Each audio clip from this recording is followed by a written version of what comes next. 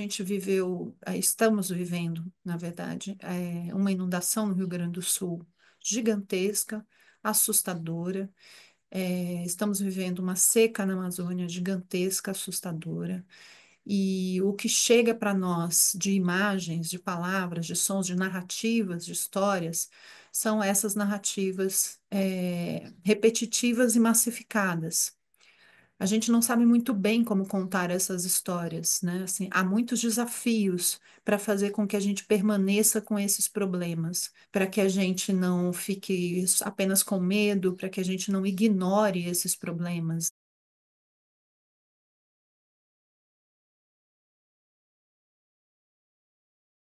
Eu tenho trabalhado com o tema das mudanças climáticas desde 2014.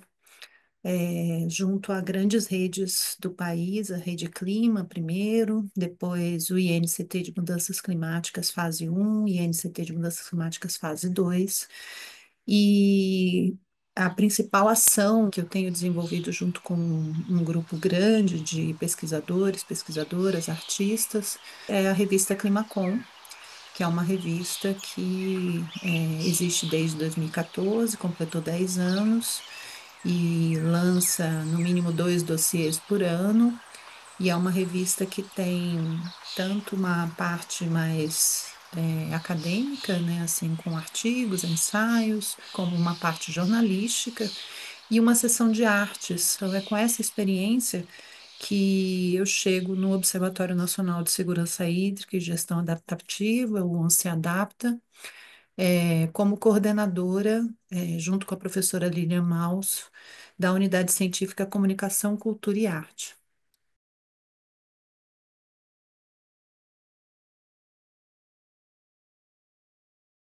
Acho que um dos principais objetivos dessa unidade científica de comunicação, cultura e arte é justamente o de gerar processos criativos que levem a sério o encontro com as águas.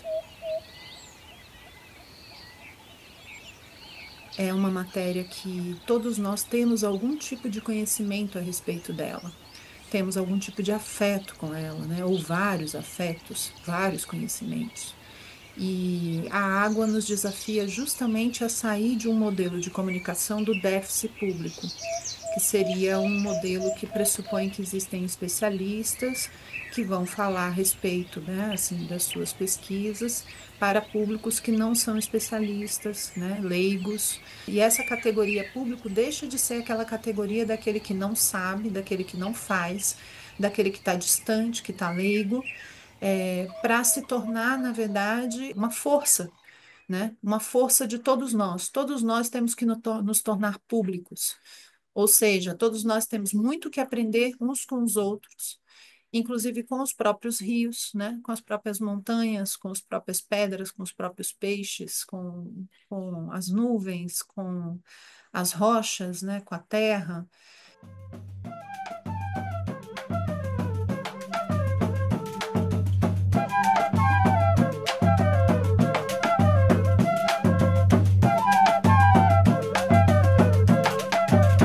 Nós temos na Climacom, desde o início, o desafio de criar articulações entre artes, ciências e filosofias, pensando que não é possível produzir conhecimento sem gerar essas articulações, né? Sobretudo para lidar com os hiperproblemas, que são problemas de tamanha complexidade que só as ciências, só as artes, só as filosofias não dão conta.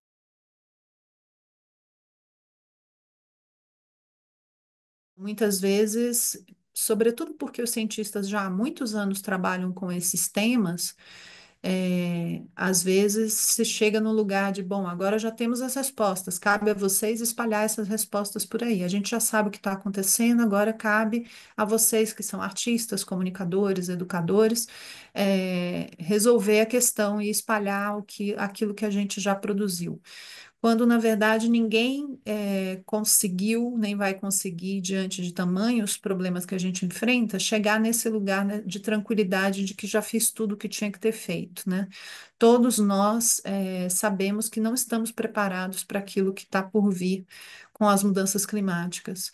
com os problemas que a gente pode enfrentar ligados às águas, e que tudo que a gente fez até aqui é um pedacinho daquilo que a gente vai precisar fazer. Então, é constante, né? Assim, a necessidade de seguir trabalhando é urgente.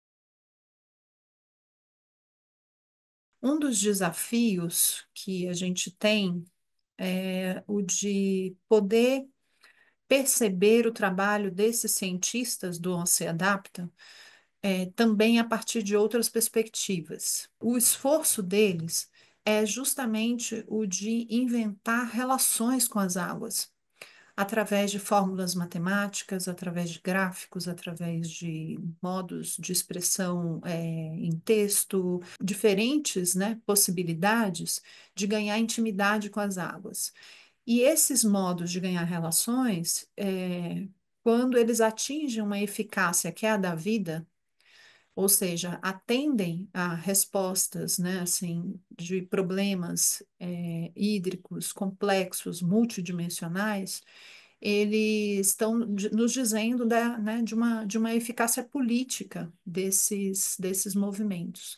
E a gente precisa aprender a acompanhar isso, né? Porque a divulgação científica, por vezes, ela se propõe a divulgar ciência, mas ela deixa de lado as ciências. Ela recai só sobre os resultados finais, ela ignora os processos de construção dos cientistas, ignora os procedimentos, os materiais, ignora aquilo que poderia oferecer ferramentas, materiais para que outras pessoas criem junto com esses cientistas. O pensamento com a água tem que ser tão vivo quanto a água, porque senão a gente vai continuar produzindo ideias, né, sobre a água e não com a água, que vão enfraquecendo a nós mesmos, porque são ideias que não têm uma eficácia, que não têm uma potência. Nesse sentido, sem dúvida, as comunidades ribeirinhas, as comunidades indígenas, os povos quilombola tradicionais, né, a invenção de encontros com esses povos é urgente, é necessária, né, assim, entre cientistas e as perspectivas desses povos, encontros que não sejam marcados pela hierarquia, sejam marcados pelas possibilidades de novas abordagens ontoepistemológicas, heterárquicas, que gerem relações potentes entre esses conhecimentos, perspectivas, né, porque a gente precisa sair da lógica de pensar a água como recurso, como objeto, né, para pensar a água como parente, como companhia, como vizinha, como entidade. Os rios estão emaranhados na vida de muitas pessoas. Muitos dos profissionais que fazem parte do Oceadapta têm suas vidas emaranhadas com os rios, assim, pesquisas de mais de 50 anos. Assim como povos indígenas, ribeirinhos, quilombolas, têm suas vidas emaranhadas com os rios. E desses emaranhamentos surgem os cuidados coletivos.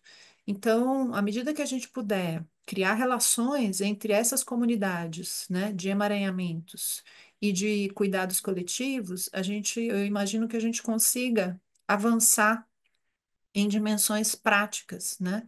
De alterar as relações com as águas, de gerar medidas mitigatórias e adaptativas que sejam efetivas, que sejam mais coletivas. Mas para isso a gente precisa inventar relações entre essas perspectivas.